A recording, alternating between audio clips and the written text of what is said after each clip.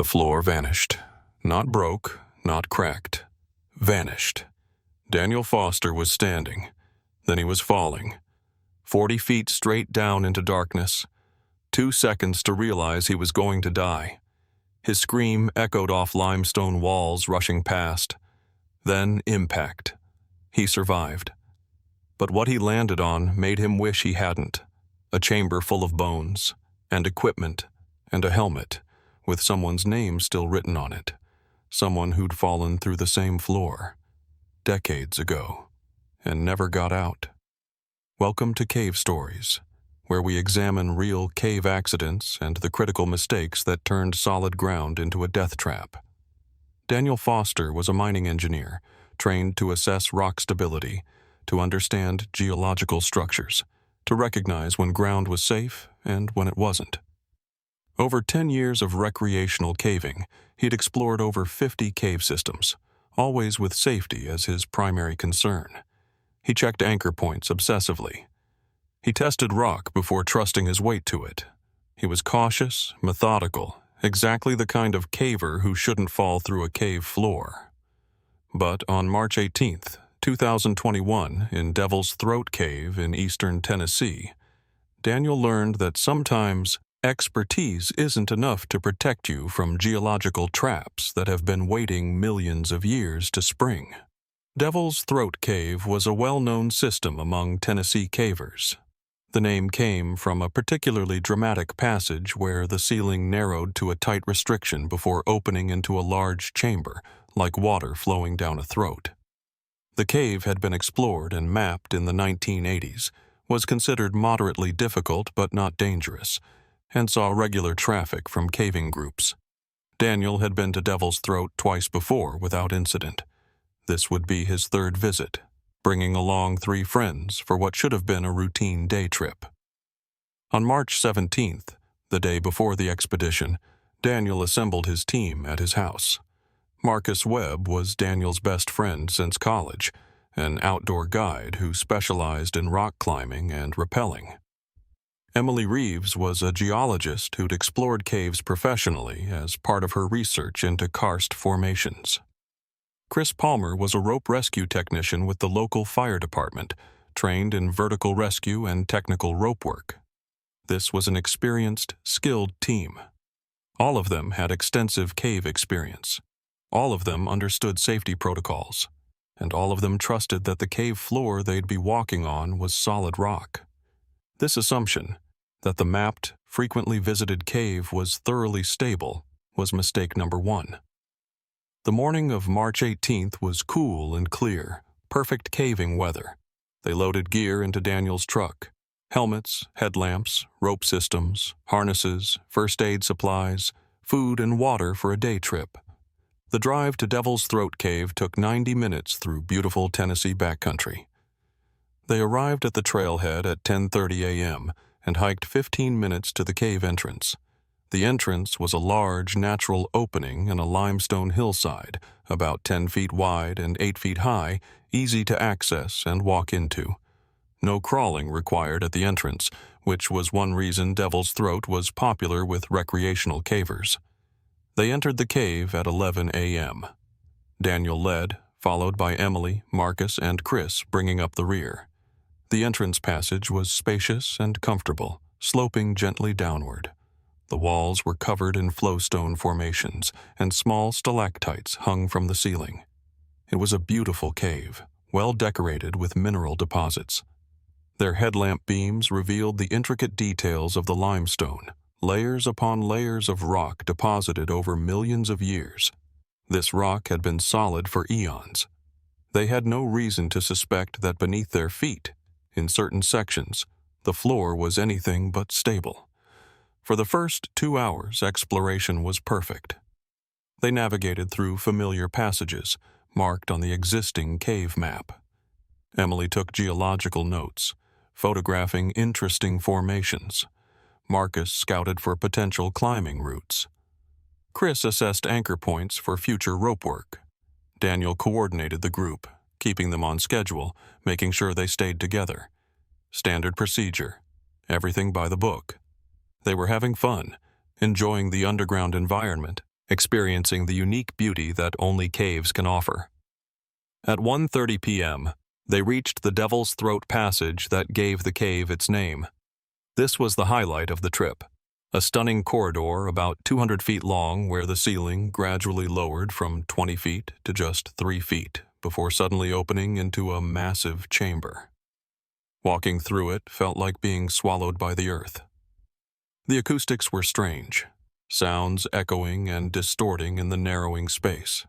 It was dramatic and memorable, exactly the kind of feature that made cave exploration exciting. They passed through the Devil's Throat restriction and emerged into the large chamber. Beyond, this chamber was roughly 60 feet in diameter and 30 feet high, with a relatively flat floor covered in breakdown, chunks of rock that had fallen from the ceiling over geological time, or so it appeared. What they didn't know, what the original cave mappers in the 1980s hadn't known, was that portions of this chamber's floor weren't solid rock at all. They were thin layers of limestone, razor thin in some places, covering voids beneath. False floors, traps waiting to be triggered. The geological formation that created these false floors was complex. Millions of years ago, acidic water had dissolved limestone, creating voids and chambers. Later, mineral-rich water deposited thin layers of calcite and limestone over these voids, creating what appeared to be solid floor, but was actually just a crust, sometimes only inches thick, over empty space. In cave exploration terminology, these are called false floors or breakdown traps. They're rare but deadly. You can't see them. They look exactly like solid rock, and they hold your weight until they don't. Daniel stood in the center of the chamber, studying the cave map, planning their route to the next section. He'd been standing in that spot for maybe 2 minutes, his 180 pounds distributed across his feet when he felt it. Not a crack, not a shift, just a subtle give beneath his right foot, like stepping on ice that's almost thick enough but not quite. He had a fraction of a second to process the sensation, to think that's not right, before the floor vanished. The sound came a split second after the sensation, a deep grinding crack that resonated through the chamber. The limestone beneath Daniel's feet, a section about 6 feet in diameter, simply broke away. It didn't crumble gradually. It failed catastrophically, all at once, like a trap door opening. Daniel dropped straight down, his arms flailing instinctively for something to grab, but there was nothing. Just empty air and the terrible certainty of falling. His scream was cut short by disorientation. His headlamp beam spun wildly as he tumbled, showing glimpses of limestone walls flashing past. The darkness of the void, his own hands reaching futilely for purchase. His mind, trained to analyze and problem-solve, shut down in the face of pure survival terror. He was falling. He couldn't stop it. Impact was coming, and there was nothing he could do. 2 seconds. That's how long the fall lasted.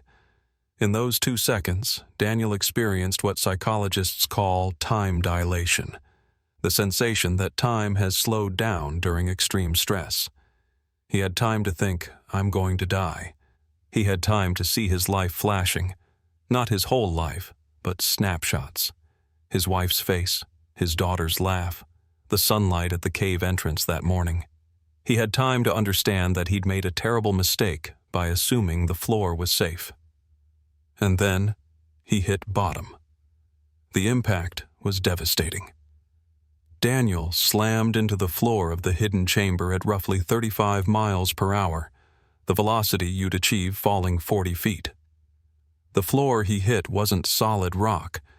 It was something that gave way beneath him, something that crunched and shifted, absorbing some of the impact, but not enough.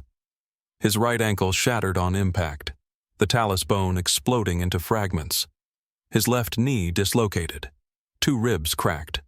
His shoulder slammed into something hard, rock or equipment, he couldn't tell, and his collarbone fractured. The air was knocked from his lungs, leaving him gasping and unable to scream. And his headlamp, struck during the fall, flickered and died, plunging him into absolute darkness. For maybe 10 seconds, Daniel was unconscious or too disoriented to process anything. When awareness returned, he was lying on something uncomfortable, something that wasn't smooth rock. His entire body was on fire with pain, especially his right ankle, which felt like it was being crushed in a vice. He couldn't breathe properly, the broken ribs restricting his lung expansion, and he was in complete darkness, his primary headlamp dead, unable to see anything. Daniel fumbled with shaking hands for his backup light, a small LED flashlight clipped to his chest harness. His right arm wasn't working properly. The fractured collarbone made movement excruciating, so he used his left hand to unclip the flashlight. He clicked it on, and the beam illuminated the chamber he'd fallen into. The first thing he saw was his own leg, bent at an unnatural angle at the ankle. The boot had kept the shattered bones from completely separating, but he could see the deformity, the swelling already starting. Looking at it made him nauseous. He directed the light away from his injury and swept the beam around the chamber. What he saw made his blood run cold. He was lying on a pile of debris, but the debris wasn't rock. It was equipment, old caving equipment, a rotted backpack, a crushed water bottle, a tangled rope that had turned brown with age and moisture. And beneath the equipment, partially buried, were bones. Human bones. A skull, partially covered by the collapsed backpack. Ribs protruding from the debris pile. A femur, stark white against the dark rock. He'd landed on someone. Someone who'd been here long enough for their tissues to decay completely, leaving only bones and gear. Daniel's mind struggled to process this horror. He was in a hidden chamber that no one knew existed. He'd fallen 40 feet. He was severely injured, possibly crippled. He was lying on human remains. And somewhere above him, 40 feet up, was a hole in the cave floor that he'd fallen through. He could hear voices, faint and distorted by the acoustics, his 3 friends calling his name. But he couldn't see them. He couldn't see the hole he'd fallen through. He was in complete darkness except for his small flashlight, surrounded by death, broken and trapped. He tried to call back, to let them know he was alive, but his voice was weak. "Daniel!" he shouted, though the name seemed wrong. He was Daniel, not the person he was calling to. He tried again. "Marcus! Down here! I'm down here!" His voice echoed strangely in the chamber, bouncing off walls he couldn't see. He didn't know if the sound was carrying up to his friends or just echoing pointlessly in the void. Above him, in the main chamber, Marcus, Emily, and Chris were experiencing their own terror.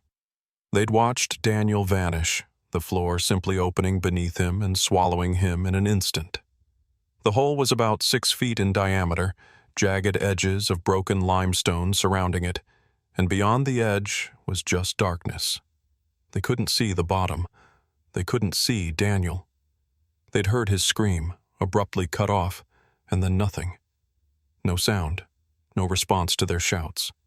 For all they knew, Daniel was dead at the bottom of that hole.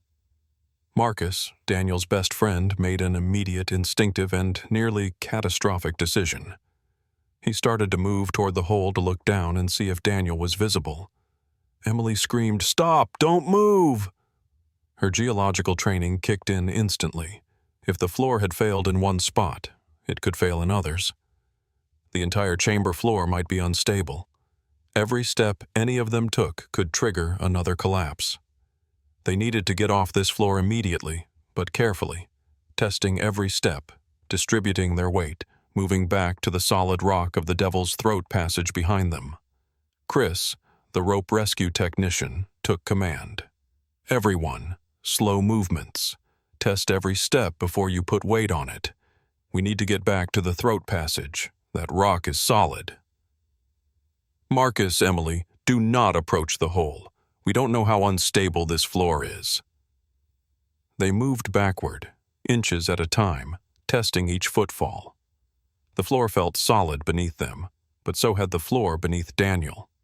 They were walking on a minefield of false floors, any step potentially the one that would send them falling. It took 5 agonizing minutes to move 30 feet back to the Devil's Throat passage. Every second, they expected to hear another crack, to feel the floor give way. But they made it, reaching the unquestionable solid rock of the narrower passage. Only then did they stop, hands shaking, breathing hard, processing what had just happened. Their friend had just fallen through the floor, and they had no idea if he was alive. Chris immediately pulled out his radio. They'd left repeater radios at intervals through the cave for communication with the surface. "Cave Rescue, this is Chris Palmer in Devil's Throat Cave. We have an emergency. Floor collapse. One man fallen approximately 40 feet into an unknown void. Victim is Daniel Foster, age 32. Unknown status.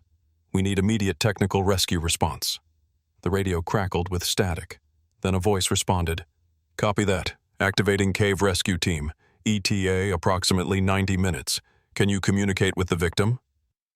Marcus, lying flat on his stomach at the edge of the solid rock, called into the void, "Daniel, can you hear me?" Seconds passed. Then, faint and echoing, a voice came back. "Here. I'm hurt. Can't move." The relief was overwhelming. Daniel was alive. Marcus felt tears prick his eyes. "We hear you. Rescue is coming. Don't move. Conserve your energy. Are you bleeding? Can you tell us your injuries?" Daniel's voice came back, stronger this time, but laced with pain. "Ankle broken, maybe leg too. Ribs. I can't stand up. And Marcus, there's someone else down here. Old bones, old equipment. Someone fell through here before, years ago." This information sent a chill through the 3 of them. Someone else had fallen through this floor, and based on Daniel's description, they'd never gotten out. Their remains were still down there, which meant this wasn't a mapped hazard, wasn't a known danger, was a trap that had claimed at least one life and nearly claimed Daniel's. Emily, the geologist, was studying the hole from a safe distance. The edges were jagged, freshly broken limestone. She could see the cross-section of the rock. It was shockingly thin in places, maybe only 8 to 10 inches of limestone spanning the void beneath. "How is this not mapped?" she muttered. "How did nobody know there was a 40-foot chamber below this floor?" Chris had an answer. Because the original mapping expedition in the 80s didn't fall through. They walked across the same floor we did, and it held. This section must have been thicker then, or they got lucky and missed the weakest spots. But over time, water infiltration, mineral dissolution, the floor has been getting thinner. Daniel was just unlucky. He stepped on the wrong spot at the wrong time. But the situation was worse than a single collapse. As they watched, small pieces of limestone began falling from the edges of the hole Daniel had created. The collapse was propagating. The stress of breaking had created new fracture lines in the surrounding floor, and those fractures were spreading. With a sound like cracking ice, another section of floor, about 3 feet from the original hole, dropped away. The hole was getting bigger, and if it kept growing, it would reach the Devil's Throat passage where they were sheltering. The entire chamber floor might be on the verge of catastrophic failure. Below, in the hidden chamber, Daniel heard the crash of more rock falling. He looked up with his flashlight and saw limestone chunks tumbling past him, hitting the floor of the chamber with sharp cracks. The hole above him was growing. More collapses meant more instability, which meant... what?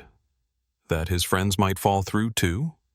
That the entire chamber might collapse and bury him in rubble?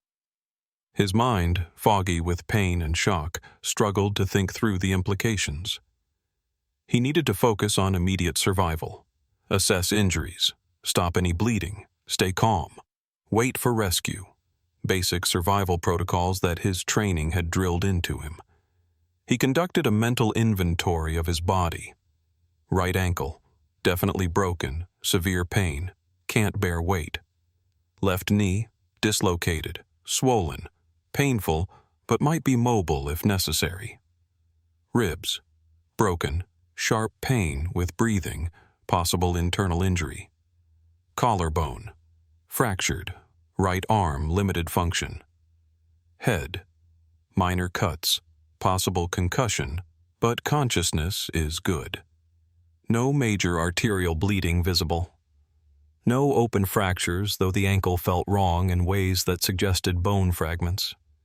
He was badly injured, but probably not in immediate danger of bleeding out. The bigger danger was shock, infection if he was trapped for days, or hypothermia. The cave was cold and he was lying on damp rock. His attention turned to the previous victim whose remains he was lying on. Daniel directed his flashlight at the skull, partially visible beneath the rotted backpack. The bone was yellowed with age, the eye sockets dark and hollow. He felt a wave of horror and pity. This person had fallen just like Daniel, had lain in this same darkness, probably injured like Daniel, and had died here. How long had they survived? Hours? Days? Had they died from their injuries or from hypothermia and dehydration? And most haunting, had anyone known they were missing, or had they simply vanished, their fate unknown until this moment? Daniel noticed a helmet near the skull, old style with a carbide lamp mount. He reached for it with his left hand, ignoring the pain in his ribs. The helmet was covered in cave mud and mineral deposits, but he could make out writing on the back. Scratched into the plastic in permanent marker was a name, M. Sullivan, and a date, 2006. 15 years. This person had been here for 15 years. Daniel felt sick. M. Sullivan had fallen through the floor in 2006, and no one had found them. No one had known this chamber existed. The person had died alone in the dark, and their disappearance had probably been an unsolved mystery, family wondering what had happened, search parties looking in the wrong places. Daniel keyed his radio, not sure if it would work through 40 feet of limestone, but hoping. Marcus, I found a helmet down here. Name on it says M. Sullivan, dated 2006. This person has been here 15 years. His voice cracked. I don't want to be here 15 years. You're not going to be. Marcus's voice came back, surprisingly clear through the radio. Rescue is coming. You're getting out today. I promise you, Daniel. We're getting you out. Above ground, outside Devil's Throat Cave, the emergency response was mobilizing. Captain John Morrison of the Tennessee Cave Rescue Team received the call at 1:52 p.m., 5 minutes after Daniel's fall. He immediately activated the technical rescue team. A floor collapse with a 40-foot fall into an unmapped chamber was about as serious as cave rescues got. He assembled 8 specialized rescuers, including vertical rescue experts, medics, and a structural geologist to assess the stability of the collapse. They loaded equipment into trucks, rope systems rated for 5,000 pounds, a Stokes basket for patient extraction, medical supplies, lighting equipment, communication gear, and most critically, shoring equipment to stabilize the collapsed floor so rescuers could work near the hole without causing further collapses. The team arrived at the Devil's Throat Cave trailhead at 2:35 p.m., 48 minutes after Daniel's fall. They moved quickly but carefully through the cave, carrying their heavy equipment. Captain Morrison established command in the large chamber just before the Devil's Throat passage. He could see the narrow restriction ahead and knew that getting all their equipment through that tight spot would be challenging. Chris met them there and briefed them on the situation. Victim 40 feet down, multiple fractures, conscious and alert. Previous victim's remains also in chamber, floor continuing to collapse. Morrison's first priority was safety for the rescuers. He sent his structural geologist, Dr. Lisa Monroe, forward to assess the collapsed floor. Lisa crawled through the Devil's Throat restriction and approached the hole as closely as she dared. She examined the edges with a practiced eye, looking at the rock structure, the fracture patterns, the thickness of the remaining floor. Her assessment was grim. "This entire chamber floor is a false floor over a void," she reported. "The limestone layer is 6 to 12 inches thick in most places. Daniel's fall created a stress concentration that's propagating fractures. I'm seeing new cracks forming even as we watch. We cannot put rescuers on this floor. It's a death trap." Morrison absorbed this information and made a decision. "We're not working from the collapse point. Too unstable. We'll set up a tripod system at the edge of solid rock, extend it over the void, and lower a rescuer down from there. It'll require a long horizontal reach, but it's the only safe option." He turned to his team's lead vertical rescue specialist, Officer Tom Bradley. "You're going down. Are you comfortable with a 15-foot horizontal offset from the anchor point?" Tom nodded. "I've done more. Let's rig it." Setting up the rescue system took 45 minutes. They established a bomb-proof anchor system in the Devil's Throat passage, using multiple anchor points on solid rock. They erected a tripod with an extended arm reaching out over the unstable floor. The rope system was complex: a main line for the rescuer, a safety line, a haul system for bringing the victim up, and a separate line for lowering medical equipment. Every component was checked and double-checked. In technical rescue, speed is important, but safety is paramount. A rushed setup could kill both the rescuer and the victim. While the rescue system was being rigged, Dr. Helen Carter, the team's emergency physician, spoke with Daniel via radio to assess his medical status. "Daniel, this is Dr. Carter with the rescue team. I need you to answer some questions for me. Are you having any difficulty breathing?" Daniel's response was strained. "Yeah, it hurts to breathe deeply. Feels like someone sitting on my chest." "That's consistent with your rib fractures. Are you coughing up any blood?" "Number. Good. That means your lungs probably aren't punctured." "What about your leg? Can you move your toes?" Daniel tried. A spike of agony shot up his leg. "I can move my left toes, but it hurts like hell. Can't move the right ones at all." Dr. Carter made notes. "Possible nerve damage in the right leg from the ankle fracture. Not ideal, but not immediately life-threatening. Daniel, I need you to stay as still as possible. Don't try to move or reposition yourself. Moving with those fractures could cause further damage. We're going to have someone down to you very soon with medical supplies and pain medication. Can you hang on a little longer?" Daniel's response was a weak laugh. "Not like I have a choice, Doc. I'm not going anywhere." At 3:20 p.m., 93 minutes after Daniel's fall, Officer Tom Bradley was ready to descend. He was a veteran of dozens of cave rescues and had done vertical work in far more challenging environments. But even for him, this was daunting. Descending 40 feet in a diagonal trajectory to reach a patient in an unstable chamber with a previous fatality's remains present and the constant risk of further floor collapse. He checked his gear one final time, nodded to Captain Morrison, and began his descent. Tom lowered smoothly on the rope, his descent controlled by his team at the surface. As he dropped below the level of the chamber floor, his headlamp illuminated the hidden chamber for the first time. It was roughly circular, about 25 feet in diameter, with a relatively flat floor covered in breakdown, and as Daniel had reported, the scattered remains of M. Sullivan. Tom could see Daniel lying on his side on the debris pile, his right leg obviously damaged, his face pale and drawn with pain. Tom touched down on the chamber floor, landing carefully to distribute his weight. He unclipped from the descending line and moved to Daniel's side. "Hey there, I'm Tom. I'm here to get you out. First, let's get you more comfortable and assess these injuries." He opened his medical pack and pulled out a cervical collar, splints, and most importantly, a syringe of morphine. This is going to hurt, but it'll help. He injected the morphine into Daniel's left arm, careful to avoid the injured right side. Within minutes, Daniel's expression softened as the painkiller took effect. That's better. God, that's so much better. Tom used the respite to conduct a thorough assessment. The right ankle was definitely shattered, probably needed surgical reconstruction. The left knee was dislocated but might be reducible. The ribs were fractured, but the lungs sounded clear.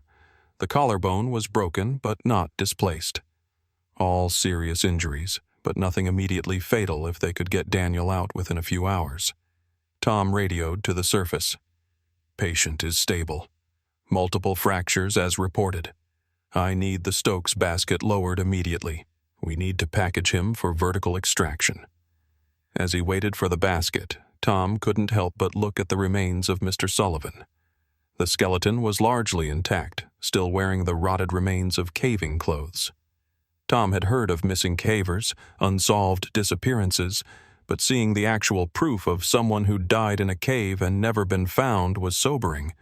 This could have been Daniel. This could be any of us. The Stokes basket descended on a line, spinning slowly in the void. Tom grabbed it and positioned it next to Daniel. Okay, Daniel, this is going to hurt even with the morphine.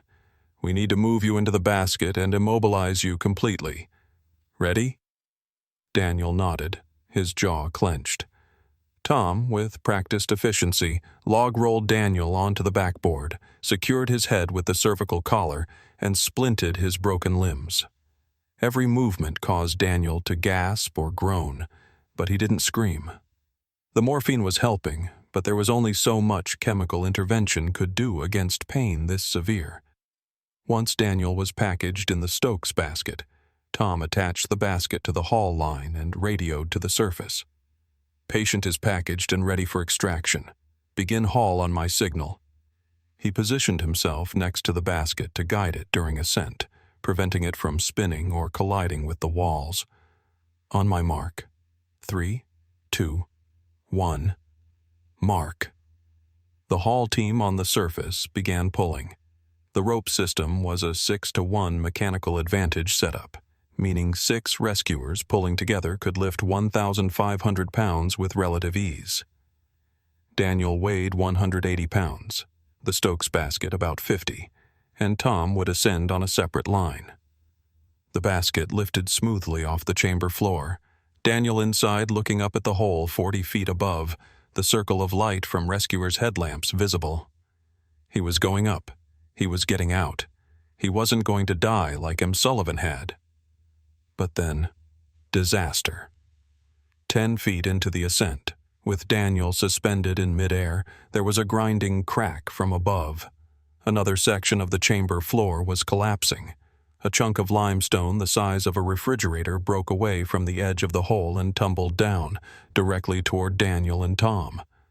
Tom saw it coming, a tumbling mass of rock falling at 32 feet per second squared, and there was nowhere to go. He yelled, "Rock! Incoming!" and tried to shield Daniel's basket with his body. The limestone chunk, weighing approximately 200 pounds, fell with the acceleration of gravity. Tom had maybe 1 second of warning, 1 second to react. He couldn't move Daniel's basket out of the way. It was suspended on a fixed line. He couldn't dodge. He was clipped to his own safety line with limited mobility. The only thing he could do was position his body between the falling rock and Daniel's head, hoping his helmet would absorb some impact, hoping the rock would glance off rather than hit directly. The rock struck Tom's extended arm first, a glancing blow that shattered his radius with a sound like a gunshot. The pain was instantaneous and overwhelming. His arm went numb and useless. The rock tumbled past, missing Daniel's basket by inches, and crashed to the chamber floor below with a thunderous impact. Secondary debris, smaller chunks and dust, rained down on both of them. Tom's vision grayed out from the pain, but he forced himself to stay conscious, to stay functional. Daniel needs me.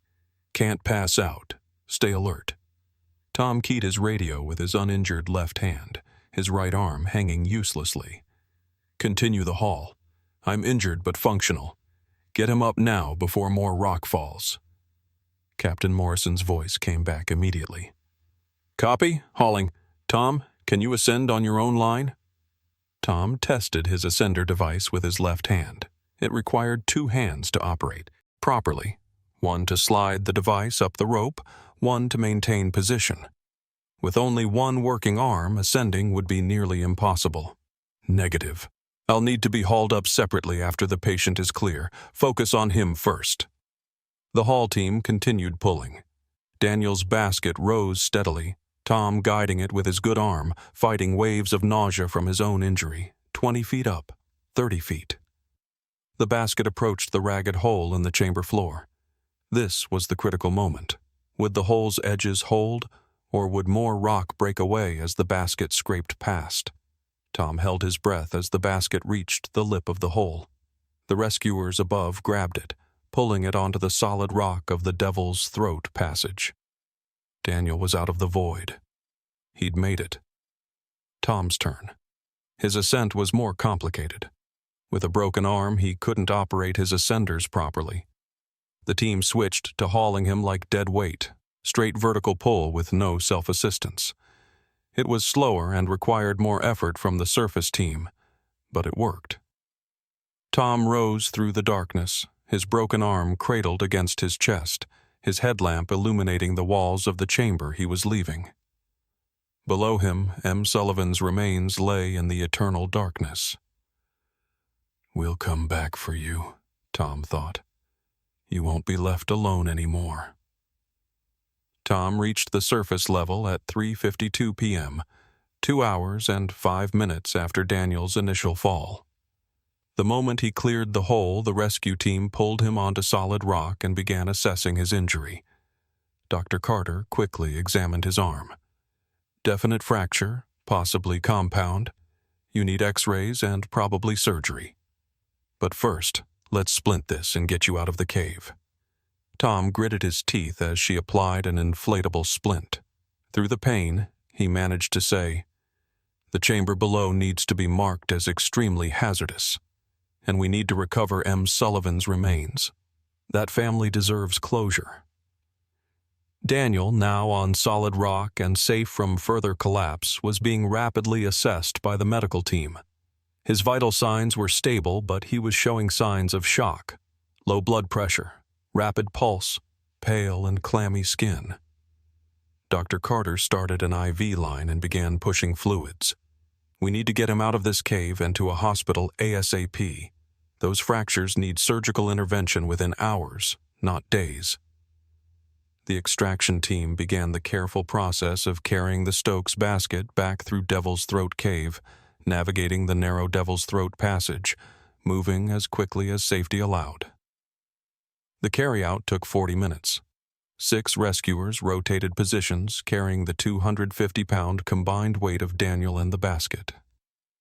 Daniel drifted in and out of consciousness, the morphine and shock creating a dreamlike state where he couldn't quite distinguish reality from nightmare.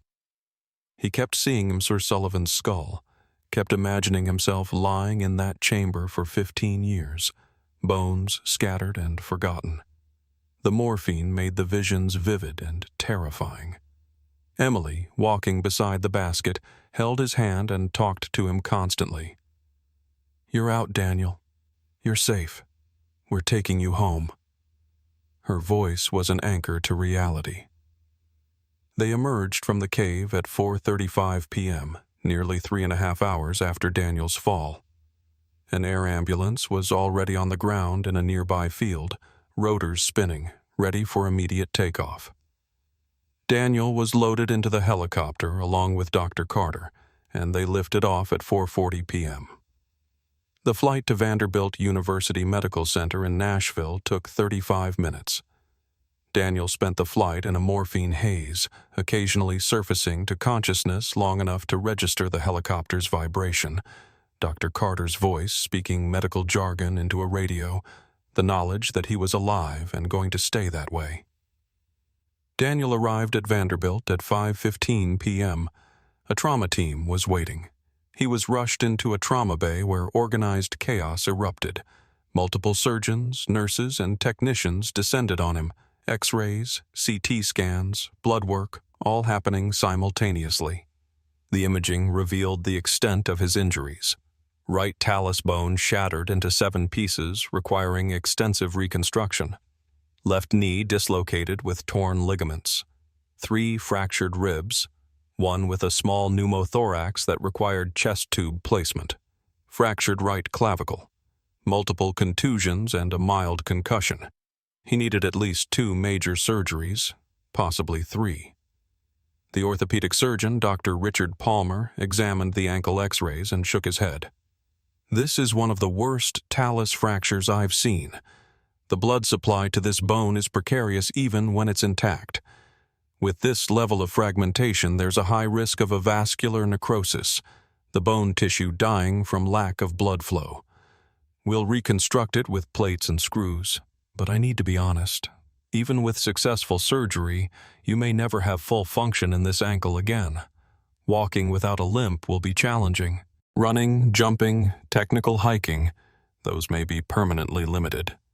Daniel, still somewhat lucid despite the pain medication, absorbed this information with a kind of numb acceptance. He was alive. He would walk again, even if imperfectly.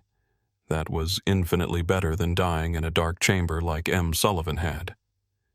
"Do the surgery," he whispered. "Whatever it takes." The first surgery began at 7 p.m. Dr. Palmer spent 4 hours meticulously reconstructing Daniel's shattered ankle, piecing together bone fragments, inserting 3 titanium plates and 17 screws to hold everything in position. The surgery was successful, but Dr. Palmer's concern about blood supply remained. The next 48 hours would be critical. If the bone tissue was going to die, it would start becoming apparent within 2 days. While Daniel was in surgery back at Devil's Throat Cave, a secondary operation was underway. Captain Morrison had assembled a recovery team to retrieve M. Sullivan's remains. This was no longer a rescue. It was a recovery and forensic operation. The team descended into the chamber, carefully photographed everything in situ, and collected the bones, equipment, and any personal effects that had survived 15 years in the cave environment. The helmet Tom had found was the key piece of evidence. The name M. Sullivan and the date 2006 were clear. Morrison radioed to his command center on the surface. "Run a search for missing cavers named Sullivan, first initial M, missing in Tennessee in 2006. Within 30 minutes, they had an answer.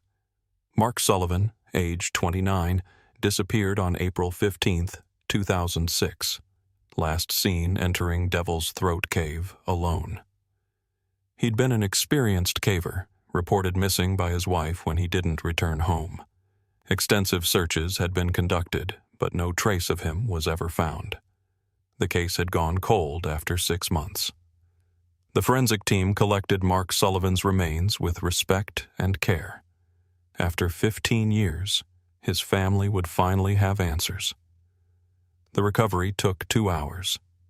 They bagged the bones, cataloged the equipment, and carried everything out of the cave.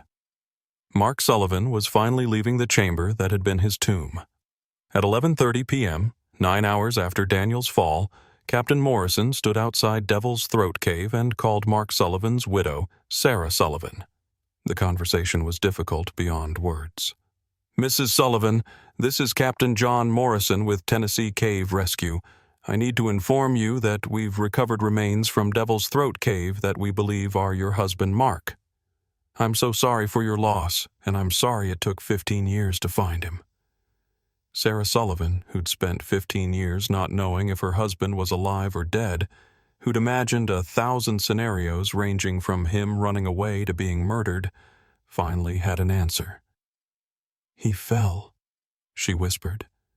"He fell through the floor. Just like the other man today," Morrison confirmed. "Yes. We believe he stepped on an unstable section of cave floor and fell into a hidden chamber. Based on the evidence, We think death occurred relatively quickly. He likely had injuries similar to Mr. Foster and didn't survive long enough to be rescued." Sarah was quiet for a long moment. Then, "Did he suffer? Did he die alone and afraid?" Morrison chose his words carefully. "We can't know exactly what happened in his final moments, but I can tell you he had supplies and equipment with him. He had light. If he was conscious, he would have known we'd be searching for him. He wouldn't have felt abandoned. And based on the position of the remains, we believe his injuries were severe enough that unconsciousness would have come quickly." These words were partly truth, partly compassion. Morrison didn't know if Mark Sullivan had suffered for hours or days, but Sarah deserved what comfort he could give. The recovery of Mark Sullivan's remains was national news. The story captured public attention. A caver missing for 15 years, finally found when another caver fell through the same trap, surviving where Mark hadn't. Daniel's rescue and Mark's recovery became intertwined narratives. Media descended on Vanderbilt Hospital, wanting interviews with Daniel. He declined all of them. He didn't feel like a survivor or a hero. He felt like someone who'd gotten lucky, while Mark Sullivan had not. Daniel spent 11 days in the hospital. His second surgery, on his left knee, was performed on day 3. The orthopedic team repaired his torn ligaments and reduced the dislocation. The surgery was successful, but like his ankle, the knee would never be 100% again. His third and final surgery, removing and resetting his fractured clavicle, happened on day 6. By day 11, he was stable enough for discharge, though he'd be wheelchair-bound for at least 6 weeks while his ankle healed. The psychological impact of the fall hit Daniel harder than the physical injuries. He had nightmares every night, falling, landing on bones, lying in darkness knowing he'd been forgotten. He'd wake up in his hospital bed disoriented, convinced he was still in the chamber, panicking until the hospital lights and sounds confirmed he was safe. A hospital psychologist diagnosed him with acute stress disorder, likely to develop into PTSD if not treated. She started him on trauma therapy before he was even discharged. Tom Bradley, the rescuer who'd broken his arm protecting Daniel, had his own surgery for a radius fracture. His recovery was straightforward. Broken arms heal more predictably than shattered ankles, but he too dealt with psychological aftermath. He'd been doing cave rescue for 12 years and had never been seriously injured. The rockfall had shattered his sense of invulnerability. He took a leave of absence from the rescue team, unsure if he'd return. 3 weeks after the incident, Daniel's orthopedic surgeon delivered difficult news. The talus bone wasn't healing properly. The blood supply had been compromised and portions of the bone were showing signs of avascular necrosis. "We can try to stimulate blood flow with hyperbaric oxygen therapy," Dr. Palmer explained. "But if that doesn't work, we may need to consider ankle fusion, surgically fusing the ankle joint in a fixed position. You'd lose all ankle mobility, but you'd be able to walk without pain." Daniel felt his stomach drop. The alternative was years of chronic pain and instability, or even eventual amputation if the bone completely died. He agreed to try the hyperbaric therapy. Over the next 3 months, Daniel underwent 20 sessions in a hyperbaric chamber, breathing pure oxygen at high pressure to encourage blood vessel growth in his damaged ankle. The treatment helped, marginally. The bone didn't die completely, but it also didn't heal robustly. His ankle remained weak, painful, prone to swelling. 6 months post-accident, he could walk with a pronounced limp using a cane. Running was impossible. Stairs were challenging. And caving, the hobby that had defined much of his adult life, was completely off the table. He couldn't navigate uneven cave floors, couldn't put stress on the ankle, couldn't trust his body in an environment that demanded full physical capability. The investigation into Devil's Throat Cave's collapse was exhaustive. The Tennessee Geological Survey sent a team of structural geologists to map the entire chamber floor using ground-penetrating radar. Their findings were alarming. Approximately 40% of the chamber floor was false floor over voids, some voids as deep as 60 feet. The floor had been slowly degrading for decades as acidic water dissolved the thin limestone layers from below. Daniel and Mark Sullivan had both been catastrophically unlucky, stepping on the weakest sections. But dozens, maybe hundreds of other cavers had walked across nearly as weak sections without triggering collapse. They'd been lucky without knowing it. The geological report concluded that Devil's Throat Cave should be permanently closed to public access. The chamber was structurally unsound and impossible to safely repair. You can't shore up a false floor covering a football field-sized void. The cave entrance was gated and locked, with prominent warning signs explaining the hazard. Devil's Throat Cave, which had been a popular recreational destination for 40 years, was now a sealed tomb. Mark Sullivan was buried on June 3, 2021, 15 years and 7 weeks after his death. His widow Sarah finally had closure. The funeral was attended by the caving community, by Daniel Foster, in a wheelchair, by the rescue team who'd recovered his remains. Sarah spoke at the service, her voice strong despite the tears. For 15 years, I wondered what happened to Mark. I imagined every scenario. The not knowing was torture. Now I know. He died doing something he loved, in a place he loved. It was quick, and now he can finally rest. She turned to Daniel, sitting in the front row. Thank you for finding him. Thank you for bringing him home. Daniel felt the weight of survivor's guilt. Why had he survived when Mark hadn't? Was it just luck? Better rescue response times in 2021 versus 2006? The fact that Daniel's friends were with him while Mark was solo caving? Or just random chance, the chaos of which bones break and which don't, which organ gets damaged and which doesn't, which person bleeds out and which doesn't? There was no satisfying answer. Survival often comes down to millimeters and seconds, factors too small and random to control. 1 year after the fall, Daniel had achieved what his doctors called maximum medical improvement, the point where his injuries had healed as much as they ever would. He could walk without a cane, though his limp was permanent.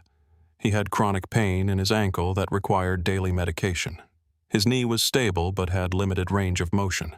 He couldn't run, couldn't jump, couldn't do any activity that involved impact or uneven surfaces. His career as a mining engineer continued. He could still do the intellectual work, the design and analysis, but his recreational life had contracted dramatically. He'd tried going hiking once, a simple 1-mile trail on level ground. Within 10 minutes, his ankle was screaming with pain and starting to swell. He'd turned around, defeated, and hadn't tried again. Rock climbing, backcountry camping, caving, all the outdoor activities that had given his life meaning, were gone. He grieved these losses almost as much as he grieved his physical injuries. In some ways, they were the same loss. His body had been permanently diminished, and so had his life. But there were unexpected gains, too. Daniel became an advocate for cave safety, speaking at conferences and writing articles about false floors and hidden voids. He consulted with geological surveys, helping them develop protocols for identifying unstable cave floors before they collapsed. His accident and Mark Sullivan's death became case studies taught in caving courses worldwide. Dozens of caves were subsequently mapped with ground-penetrating radar, revealing previously unknown voids. Several false floors were identified and marked before they could claim more lives. If Daniel's suffering could prevent others from the same fate, that gave it meaning. Sarah Sullivan also became involved in cave safety advocacy. She and Daniel developed an unlikely friendship, bonded by trauma and by Mark's memory. They co-wrote an article for the National Speleological Society titled "The Hidden Danger: Why Cave Floors Can't Be Trusted. The article detailed both Daniel's fall and Mark's fatal fall, with technical explanations from geologists about how false floors form and how to identify them. The article concluded with a stark message: visual inspection is not enough. A cave floor that looks solid may be inches of limestone over a fatal void. Ground-penetrating radar should be standard in cave mapping. Cavers should use probe poles to test floor stability in unmapped sections. And critically, never cave alone. Mark Sullivan died alone, and his body wasn't found for 15 years. Daniel Foster survived because he had a team. That difference saved his life. 3 years after Devil's Throat Cave, Daniel's life had stabilized into a new, more limited normal. He'd accepted that he would never be who he was before the fall. His ankle would always hurt. He would always limp. He would always carry the memory of falling through darkness and landing on bones. But he was alive, and he'd found new purpose in his advocacy work, in his consulting, in helping ensure that other cavers would be safer than he'd been. He thought often about Mark Sullivan, about the randomness that had killed Mark and spared Daniel, about the 15 years Mark's wife had spent not knowing, about the fact that Mark's fall had been forgotten, the hazard unknown, until Daniel fell through the same floor. If Daniel hadn't fallen, Mark might never have been found. There was something almost cosmically strange about that connection. Daniel's near death had given Mark's death meaning, had brought closure to Mark's family, had revealed a danger that could now be prevented. 5 years after the accident, Daniel received an unexpected phone call. It was the Tennessee Geological Survey. They'd been conducting a comprehensive survey of all known caves in the state using modern ground-penetrating radar technology. In 15 different cave systems, they'd identified false floors over voids, dangerous traps waiting to spring. In 3 of those caves, they'd found evidence of previous collapses, old equipment, broken rock, and in one case, human remains. Another forgotten caver who'd fallen through a floor and never been found. This discovery validated everything Daniel had been advocating for. Cave floors can't be trusted. Visual inspection isn't enough. Technology must be used to reveal hidden dangers. The survey recommended that over 30 caves in Tennessee be either closed or have their dangerous sections clearly marked and avoided. It was a massive undertaking, but it would save lives. Daniel felt a profound sense of accomplishment. His injury, his suffering, had led to systematic change that would protect countless future cavers. But nothing could change what had been lost. Mark Sullivan was still dead. Daniel was still disabled. Tom Bradley had returned to cave rescue, but with lasting wariness, a loss of the confidence he'd once had. Emily, Marcus, and Chris had all stopped caving, unable to trust the ground beneath their feet after watching their friend vanish through it. Devil's Throat Cave remained sealed, a beautiful underground system rendered permanently inaccessible by the danger that lurked beneath its floors. The cave is still there, unchanged by human judgment of its danger. The chamber where Daniel fell and Mark died remains dark and silent, the hole in the floor a testament to geology's indifference to human life. The cave doesn't care who enters it. It doesn't distinguish between the careful and the reckless, the experienced and the novice. It simply exists, ancient limestone shaped by water and time, with hidden voids beneath deceptively solid-looking floors.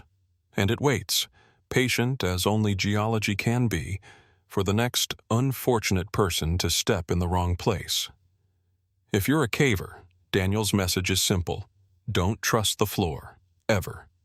In unmapped caves, use probe poles to test floor stability before committing your weight. In mapped caves, remember that maps may be decades old and conditions change. False floors are rare but deadly. You can't see them. You can't predict them. You only know they're there when you fall through them, and by then it's too late. Daniel Foster survived his fall by sheer luck and quick rescue response. Mark Sullivan didn't. The difference between them was measured in minutes and in the presence of friends who could call for help.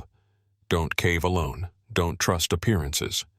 And remember that beneath your feet might not be solid rock, but empty air waiting to swallow you into darkness. The cave floor that saves 99 cavers might kill the 100th. Don't be the 100th.